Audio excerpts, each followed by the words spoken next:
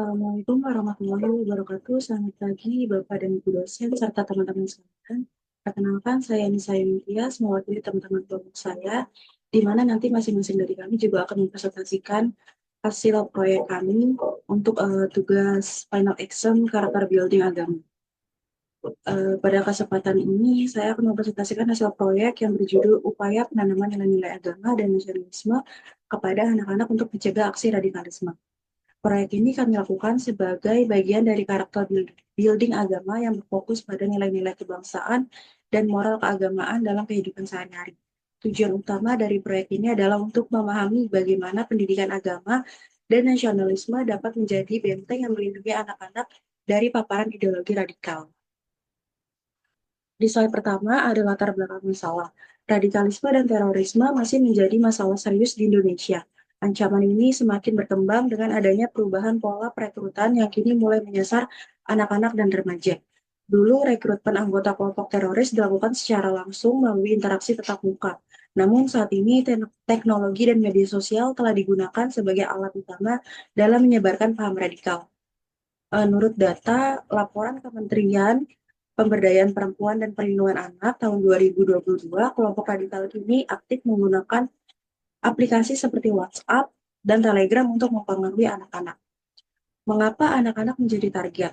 Anak-anak dianggap lebih mudah dipengaruhi karena masih memiliki pemikiran yang polos dan belum memiliki pengalaman yang luas dalam menilai informasi. Mereka juga lebih rentan terhadap manipulasi karena minimnya pemahaman dan nilai-nilai kebangsaan dan ajaran agama yang damai. Oleh karena itu, salah satu solusi utama dalam mencegah radikalisme adalah menanamkan nilai-nilai agama dan nasionalisme sejak dini kepada anak-anak. Dengan pemahaman yang kuat mengenai keagamaan dan moderat serta cinta terhadap tanah air, diharapkan anak-anak dapat membangun ketahanan mental terhadap pengaruh negatif dari lingkungan sekitar maupun dunia digital. Lalu di slide kedua ada rumusan masalah. Dalam proyek ini kami mencoba menjawab 3 pertanyaan utama yang menjadi fokus penelitian. Yang pertama, bagaimana kurangnya pemahaman nilai agama dan nasionalisme membuat anak-anak lebih rentan terhadap paham radikal. Yang kedua, nilai-nilai agama dan nasionalisme apa saja yang perlu ditanamkan kepada anak-anak untuk menangkal radikalisme. Lalu yang terakhir, bagaimana cara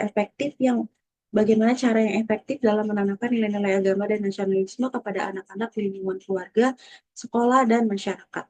Untuk menjawab pertanyaan tersebut, kami melakukan wawancara dengan beberapa pihak yang memiliki peran penting dalam mendidik anak-anak.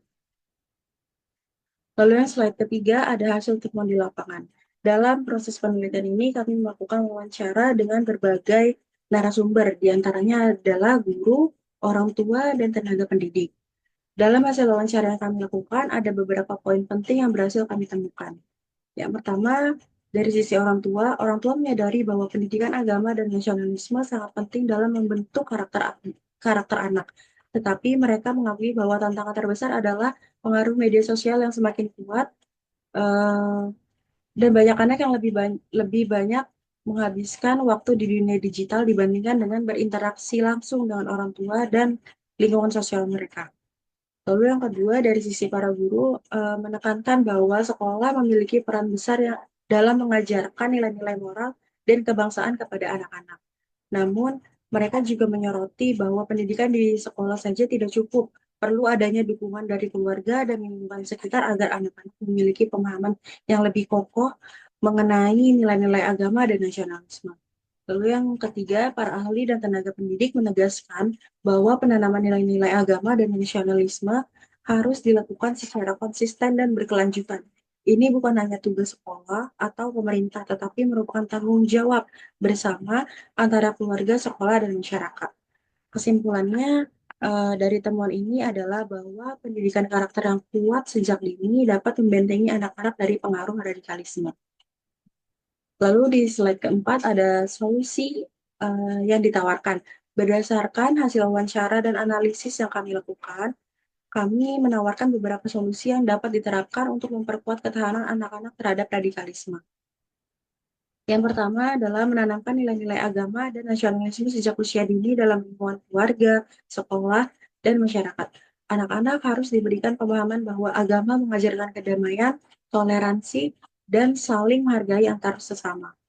Yang kedua, memperkuat peran sekolah dalam pendidikan karakter. Sekolah tidak hanya bertugas mengajarkan akademik, tetapi juga harus menjadi tempat untuk menanamkan nilai kebangsaan, moralitas, dan sikap toleransi. Lalu yang ketiga, peningkatan literasi digital untuk anak-anak dan orang tua. Dengan semakin luasnya akses terhadap informasi di internet, anak-anak harus diberikan pemahaman tentang bagaimana mengenali konten yang berbahaya atau mengandung propaganda radikal. Orang tua juga harus lebih aktif dalam mengawasi dan mengarahkan anak-anak dalam menggunakan media sosial secara bijak. Lalu yang terakhir, mendorong keterlibatan anak-anak dalam kegiatan berbasis komunitas, seperti lomba kebangsaan, kunjungan ke tempat bersejarah, serta diskusi keagamaan yang moderat, agar mereka bisa lebih memahami makna cinta tanah air dan pentingnya menjaga persatuan. Dengan menerapkan solusi ini, kita dapat mencegah penyebaran paham radikalisme sejak dini dan membangun generasi yang lebih peduli terhadap perdamaian dan persatuan bangsa. Lalu di slide 6 ada refleksi pribadi. Selama menjalankan proyek ini, kami mendapatkan berbagai wawasan dan pelajaran penting. Yang pertama ada social awareness. Kami semakin memahami bahwa radikalisme bukan hanya ancaman bagi individu, tetapi juga bagi kedamaian negara dan masyarakat secara luas. Kami juga sadar bahwa media sosial memiliki peran besar dalam penyebaran ideologi ekstrim, sehingga perlu ada kesadaran bersama untuk menangkal hal ini. Lalu yang kedua ada collaboration. Kami menyadari bahwa pencegahan radikalisme tidak bisa dilakukan sendiri. Dibutuhkan kerjasama antara orang tua, sekolah, dan masyarakat agar anak-anak mendapatkan pendidikan karakter yang seimbang dan berkelanjutan. Lalu last but not least, growth mindset. Kami belajar bahwa kita harus memiliki pola pikir yang terbuka, kritis, dan selalu berusaha mencari solusi atas permasalahan sosial yang ada. Lalu di slide ke-7 ada kesimpulan dasaran. Untuk kesimpulannya, pendidikan agama dan nasionalisme memiliki pola pikir yang terbuka, kritis, dan selalu berusaha mencari solusi dan pendidikan agama dan nasionalisme merupakan benteng utama dalam menangkal radikalisme pada anak-anak. Peran keluarga, sekolah, dan masyarakat harus diperkuat dalam menanamkan nilai-nilai kebangsaan dan agama. Untuk sarannya, yang pertama adalah kita harus meningkatkan kerjasama antara keluarga, sekolah, dan masyarakat dalam pendidikan karakter. Yang kedua, memperkuat kurikulum pendidikan karakter di sekolah agar lebih terintegrasi dengan nilai keagamaan dan toleransi. Yang ketiga, mengajarkan literasi digital kepada anak-anak dan orang tua untuk menangkal pengaruh radikalisme melalui media sosial. Sekian presentasi dari saya mengenai um, upaya penanaman nilai-nilai agama dan nasionalisme kepada anak untuk mencegah aksi radikalisme.